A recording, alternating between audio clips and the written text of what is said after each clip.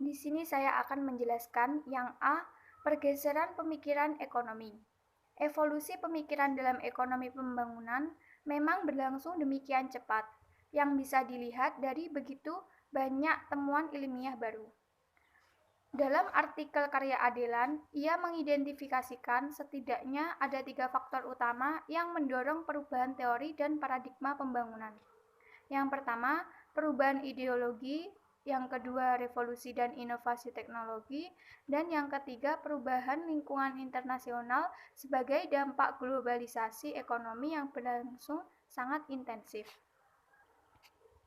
Selanjutnya, yang B, mekanisme pasar.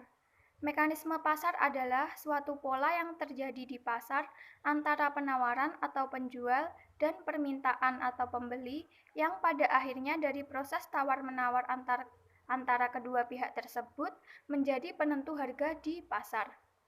Pada sistem perekonomian liberal, mekanisme pasar diinginkan bebas dalam penentuan harga, menghendaki campur tangan pemerintah terhadap mekanisme pasar seminim mungkin, karena diyakini harga akan terbentuk dengan sendirinya. Sedangkan pada sistem perekonomian sosial, pembentukan harga di pasar dicampur tangani oleh pemerintah, di mana pemerintah biasanya akan menetapkan harga terendah dan harga tertinggi sehingga pemerintah akan lebih mudah dalam melakukan pengawasan atau kontrol terhadap perekonomian. Selanjutnya adalah intervensi pemerintah. Intervensi pemerintah itu dianggap buruk karena dapat merusak mekanisme pasar. Namun di negara berkembang seperti Indonesia, mekanisme pasar itu dibutuhkan untuk menyeimbangkan antara penawaran dan juga permintaan sehingga tidak ada yang dirugikan dalam mekanisme pasar tersebut. Selanjutnya adalah kebijakan pembangunan di Indonesia. Pembangunan ditujukan untuk membawa Indonesia ke arah yang lebih baik lagi dari kondisi yang sebelumnya. Namun pembangunan ini juga harus melihat kepentingan atau hal-hal yang dibutuhkan untuk generasi selanjutnya.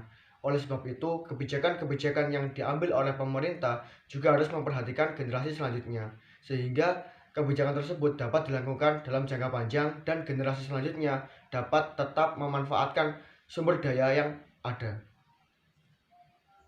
Di sini saya akan menjelaskan tentang poin E, yakni peran pemerintah dalam ekonomi domestik. Untuk menghindari adanya kegagalan pasar, pemerintah harus ikut ambil bagian dalam masalah penyediaan barang dan jasa dengan membentuk badan usaha milik negara atau jenis intervensi dalam dan termasuk penetapan harga atau pengontrolan dan pemasaran. Dalam beberapa hal pada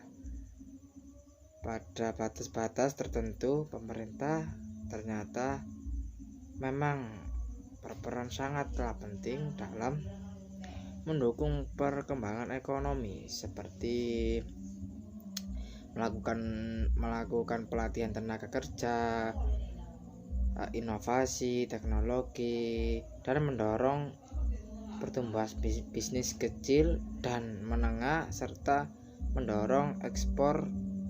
Hal ini bisa memberikan dengan terhadap pemerintah dan menghasilkan pertumbuhan ekonomi.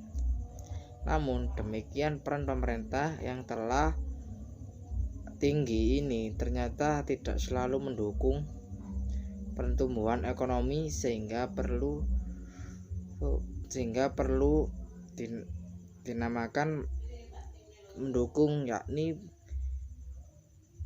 pertumbuhan ekonomi sehingga tidak dikurangi atau tidak dicampuri dengan tangan yang berlebihan, seperti pada banyak negara berkembang justru menimbulkan distribusi pada perekonomian.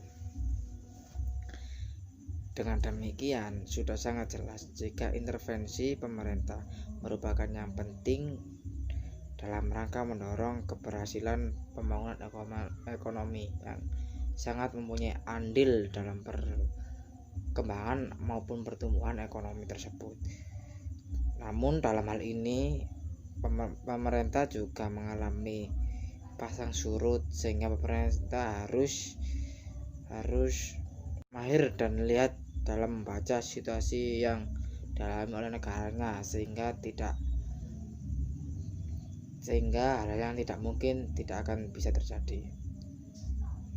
Sekian penjelasan dari poin E, peran pemerintah dalam ekonomi domestik. Terima kasih.